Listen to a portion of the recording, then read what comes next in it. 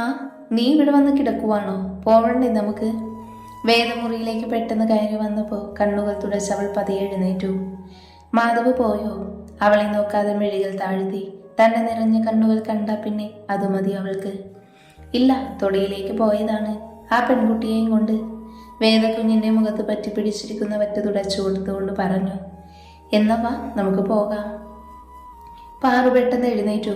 എന്നിട്ട് പുറത്തേക്ക് നടന്നു. ഹാളിൽ അമ്മ ഇരിപ്പുണ്ട്. തന്നെ കണ്ടതും അനിഷ്ടത്തോടെ നോക്കുന്നുണ്ട്. ശ്രദ്ധിക്കാൻ പോയില്ല.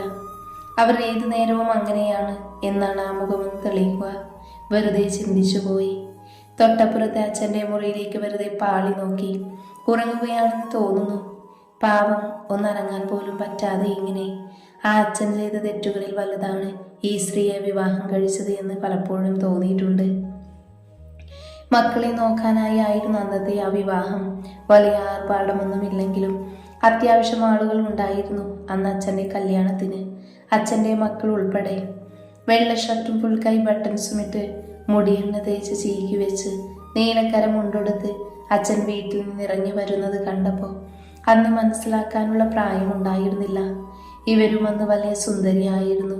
വലിയ ചുവന്ന വട്ടപ്പൊട്ടും ചുവന്ന സാരിയും തലനിറയെ മുല്ലപ്പൂവും ചായം തേച്ച ചുണ്ടുകളും. ഇറങ്ങാൻ പാറു. ചിന്നു തോളിൽ പിടിച്ചു കുലുക്കിയപ്പോൾ ഞെട്ടലോടെ ഓർമ്മയും മനസ്സിന്റെ മൂലയിൽ ചുരുട്ടിക്കൂട്ടി കളഞ്ഞു. മുഖാമർത്തി തുടച്ചു. ഇവിടെ വന്നത് കുറച്ചു ദിവസം സന്തോഷിക്കാനാണ്. അതിന് തടസ്സമായി ഒന്നിനെയും അനുവദിക്കരുത്. മനസ്സിൽ നിശ്ചയിച്ചുറപ്പിച്ച പോലെ കണ്ണുകൾ വലിച്ചു തുറന്നു. വേദക്കുഞ്ഞിനെയും എടുത്ത് പുറത്തിറങ്ങി. കൂടെ ഞാനും. കയ്യിൽ ഒരു കുഞ്ഞു കവറും കരുതിയിട്ടുണ്ട്. തനിക്ക് പ്രിയപ്പെട്ട പലതും അവിടെയുണ്ട്.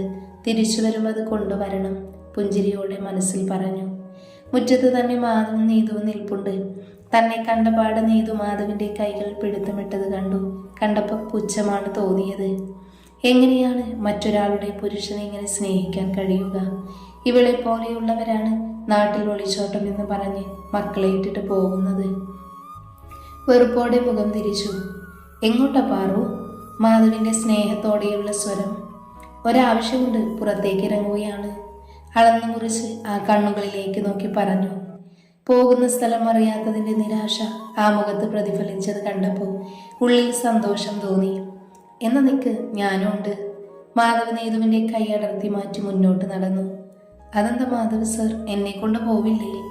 കൊഞ്ചിയുള്ള നീതുവിന്റെ ശബ്ദം കേട്ടപ്പോൾ വേദയും എന്നെ വല്ലായ്മയോടെ നോക്കി. ഞങ്ങൾ പോയിട്ട് വരാം മാധവ്. വേദ, നീ വാ. രൂക്ഷമായി മാധവിനെ നോക്കി. വേദയുടെ കൈകൾ പിടിച്ചു മുന്നോട്ട് നടന്നു. കണ്ണുകൾ നിറഞ്ഞു വരുന്നുണ്ട്. പക്ഷെ അതാരും കാണാൻ പാടില്ല. പണ്ടേ പിടിവാശിയുള്ള കൂട്ടത്തിലാണ്. അതുകൊണ്ട് തന്നെ കണ്ണുകൾക്കിടയിൽ അത് തുളുമ്പ് മുൻപ് മുഖമൊന്ന് അമർത്തി തുടച്ചു. വഴിയോരത്തൂടെ നേരെ നടന്നു. കുറച്ചപ്പുറം ഒരു തോടുണ്ട്. അത് കഴിഞ്ഞ് വേദയുടെ വീട്. അവിടെയും ഒന്ന് കയറണം. വേദയുടെ വീടിന്റെ പിന്നിലൂടെയുള്ള ഇടവഴിയിലൂടെയാണ് പോവേണ്ടത്. അതൊരു കശുവിൻ തോട്ടമാണ്. കുറച്ച് നടക്കാനുണ്ട്. പതിയെ മുന്നോട്ട് നടന്നു. കുറച്ച് കഴിഞ്ഞതും കുഞ്ഞ് വാടി തളർന്ന് വേദയുടെ തോളിൽ ചാഞ്ഞു. അത് കണ്ടപ്പോൾ കുഞ്ഞിനെ അവളിൽ നിന്ന് വാങ്ങിച്ചു. ഞാൻ ഒരു ചൂത്രം കാണിച്ചു തരട്ടെ? കുഞ്ഞിനോട് കൊഞ്ചലോട് ചോദിച്ചപ്പോൾ വിടർന്ന കണ്ണുകളോടെ തന്നെ നോക്കുന്നുണ്ട്. വഴിയോരത്ത് നിറയെ വിരിഞ്ഞു നിൽക്കുന്ന നൊട്ടകളിൽ ചെടിയിൽ നിന്ന് 2 എടുത്ത് കുട്ടുവിന് നേരെ നീട്ടി. എന്നിട്ട് അതിൻ്റെ കായെടുത്ത് പൊട്ടിച്ചു. പൊട്ടിക്കുമ്പോൾ വരുന്ന ശബ്ദം കേട്ടപ്പോൾ അവൻ അന്തം വിട്ടിതെവിടെ നിന്നാണ് എന്ന് നോക്കുവാണ്. അപ്പം പിന്നെയും 1 എടുത്ത് പൊട്ടിച്ചു. ക്ഷീണം പറ്റി അവൻ്റെ മുഖം പെട്ടെന്ന് വിടർന്നു. അത് കാണി ഒരു കായ് അവന് കൊടുത്തു. കുഞ്ഞിക്കായ് 2 നീട്ടി അത് വാങ്ങി. പൊട്ടുന്നതിന് മുൻപ് ചെക്കൻ്റെ കണ്ണുകളടച്ച് ചുണ്ട് കൂർപ്പിച്ച് ഒച്ചയുണ്ടാക്കുവാണ്. അമ്പടാ! ആ കവിളിൽ അമർത്തി ഉമ്മ വെച്ചു. മുന്നോട്ട് വേഗതയിൽ നടന്നു. വേദ കുറച്ചപ്പുറം എത്തിയിരുന്നു ഈ നേരം കൊണ്ട്. അമ്മേനെ തോപ്പിക്കും അമ്മക്ക്? കുഞ്ഞിനോട് ചോദിക്കേണ്ട താമസം അവൻ ഉത്സാഹത്തോടെ തലയാട്ടുന്നുണ്ട്. ചിന്നുവിനരികിലേക്ക് ഓടുമ്പോൾ കുഞ്ഞി ചെക്കൻ കുണുങ്ങി കുണുങ്ങി ചിരിച്ചു. എടി ഒന്ന് പതുക്കെ, വീഴും കേട്ടോ, ഞങ്ങളുണ്ട്. ചിന്നു കണ്ണുകൾ കൂർപ്പിച്ചു. അത് കണ്ടപ്പോൾ പിന്നെ ഞങ്ങൾ നല്ല കുട്ടികളായി. വർത്തമാനം പറഞ്ഞ് മുന്നോട്ട് നടന്നു. തോടിൻ്റെ അവിടെ എത്തിയപ്പോൾ ഇത് പണ്ടത്തെ ആ തോട് തന്നെയാണോ എന്ന് സംശയം തോന്നി. വെള്ളം ഒട്ടുമില്ലാത്തൊരു ചെറിയൊരു കുഴി, അത്രമാത്രമായിരുന്നു തോട്. പണ്ടെന്ത് രസമായിരുന്നു. പവിയേട്ടനും അപ്പുവേട്ടനും ഞാനും ചിന്നുവും സ്ഥിരം കളിക്കാൻ വരും ഇങ്ങോട്ട്. അന്ന് നല്ല വെള്ളമൊഴുക്കുണ്ടായിരുന്നു. താഴെ കാടുമുണ്ട്. അങ്ങോട്ടേക്ക് വെള്ളം സ്പീഡിൽ ഒഴുകും. കാണാൻ തന്നെ നല്ല രസമാണ്.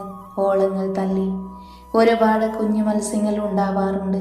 മത്സ്യങ്ങൾ മാത്രമല്ല, ചിലപ്പോഴൊക്കെ താഴെ പൊത്തിൽ നിന്ന് ഞണ്ടിനെയും കാണാറുണ്ട്. ഞണ്ടിനെ കണ്ടാൽ പിന്നെ ഞാൻ തോട്ടിലിറങ്ങില്ല, പേടിയാണ്. കാലിലിറുക്കും ഞണ്ട് എന്ന് അച്ഛൻ പണ്ട് പറഞ്ഞ ഓർമ്മയുണ്ട്. മീനുകൾ ഉണ്ടാവുന്ന സമയം അപ്പുവേട്ടൻ കുറെ പിടിച്ചു തരും. എന്നോട് തോത്തിന്റെ ഒരറ്റം പിടിക്കാൻ പറയും, മറ്റേ അറ്റം അപ്പുവേട്ടനും. ഒരുമിച്ച് വെള്ളത്തിലേക്ക് ഇറക്കണേ പാറുവേ. നിർദ്ദേശം തന്നിട്ട് വലിയൊരു മിഷൻ ചെയ്യുന്ന മട്ടാണ് രണ്ടാളും നിൽക്കുക. അന്ന് എനിക്ക് 10 വയസ്സ്, അപ്പുവേട്ടന് 15. മീൻ കിട്ടിയാൽ മുഴുവൻ വീട്ടിൽ കൊണ്ടുപോയിക്കോളാൻ പറയും. സൂക്ഷിച്ചു പിടിക്കണമെന്നൊക്കെ, ഇല്ലെങ്കിൽ താഴെ വീഴും. തന്നോട് ഗൗരവത്തോടെ പറയുമ്പോൾ കാര്യഗൗരവം എന്ന കുട്ടിയെ പോലെ തലയാട്ടും. അങ്ങനെ എത്രയോ നല്ല നാളുകൾ.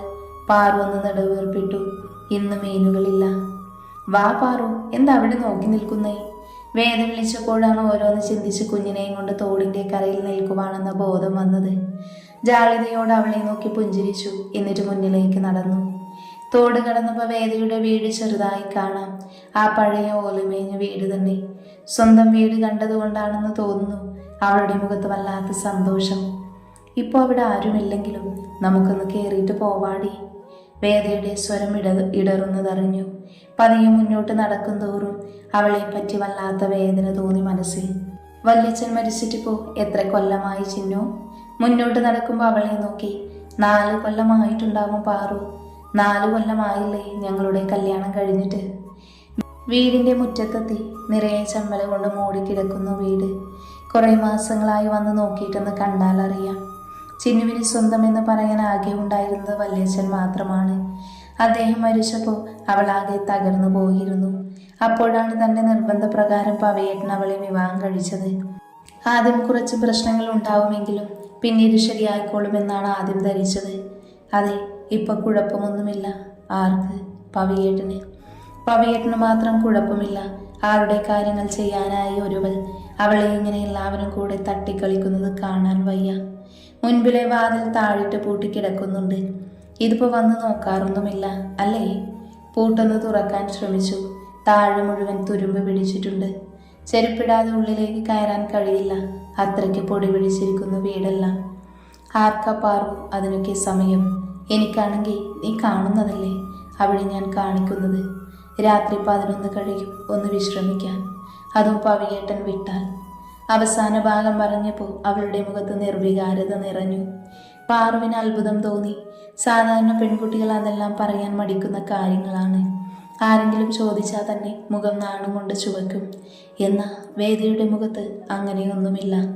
വീടിന്റെ ഉമ്മറത്തുനിന്ന് മുറ്റത്തേക്ക് ഇറങ്ങി. വലതുഭാഗത്തൂടെയുള്ള ഇടവഴിയിലൂടെ കശുമാങ്ങയുടെ ഒരു തോട്ടമുണ്ട്. അതിന്റെ പിന്നിലായി ചുടലക്കാടാണ്.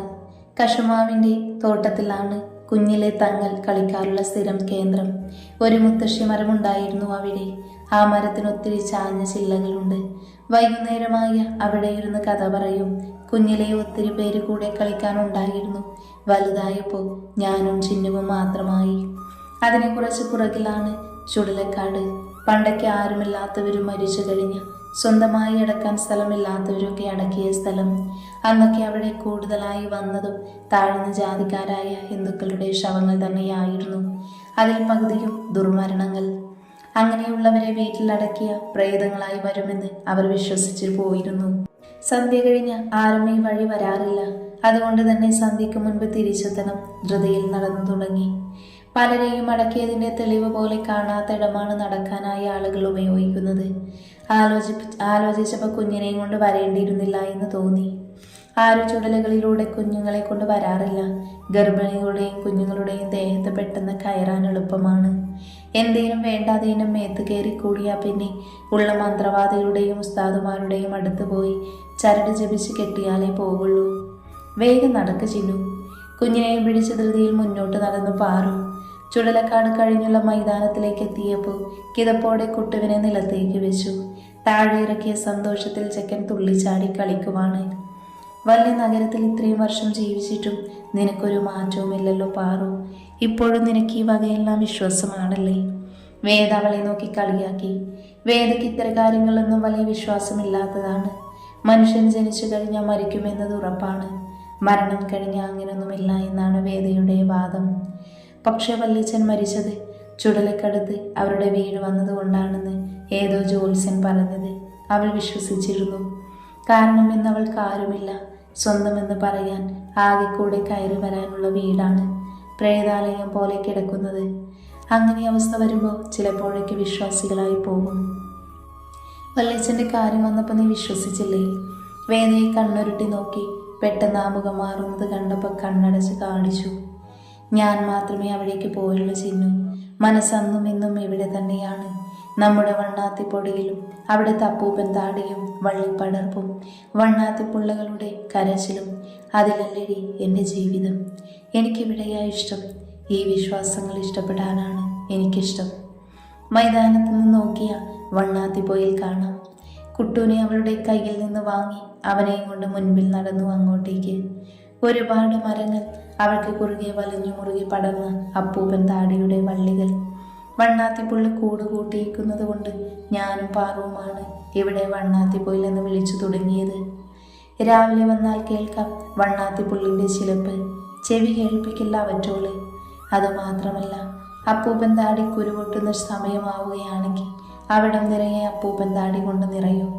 കാണാൻ നല്ല ഭംഗിയെന്ന് മാത്രമല്ല, വല്ലാത്ത ഉണർവാണ് അവിടെ ചെന്ന് കഴിഞ്ഞ. നീ എന്താ പാറു ആലോചിച്ച് നിൽക്കുന്നേ? ചിന്നു പിന്നിൽ നിന്ന് തട്ടി വിളിച്ചപ്പോൾ ഞെട്ടലോടെ അവളെ തിരിഞ്ഞു നോക്കി. അപ്പോഴാണ് ഇത്രയും നേരം പഴയ കാര്യങ്ങൾ ഓർത്ത് നിൽക്കുകയായിരുന്നു എന്ന് മനസ്സിലായത്. ഒന്നുമില്ലടി, എനിക്കാണോ ചിന്തിക്കാനില്ലാത്തത്? ഇവിടെ നമ്മൾ എത്ര വന്നിട്ടുള്ളതാ. രാവിലെ വന്നാൽ പിന്നെ വൈകുന്നേരമാവും പോവുക.